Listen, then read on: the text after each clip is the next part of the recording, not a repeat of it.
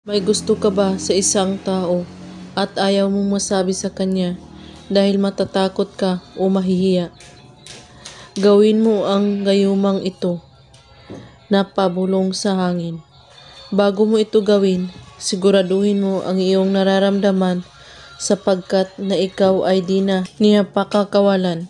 Gawin mo lang ito sa araw ng Tuesday or Friday lamang sa gabi.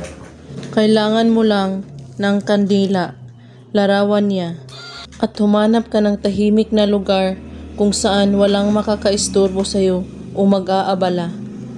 Sindihan mo ang kandila at ilagay ito sa iyong harapan at kunin mo ang kanyang larawan at isulat mo sa likod ang iyong pangalan ng 3 beses at hawakan mo ang kandila sa inyong kaliwang kamay at ang larawan ay nasa kanang kamay at banggitin mo ang kanyang pangalan ng 3 beses at titigan mo ang ningas ng kandila ng 1 minuto at pagkatapos titigan mo ang kanyang larawan at sasabihin mo at pabulong, "Ikaw ay iibig sa akin ng lubusan.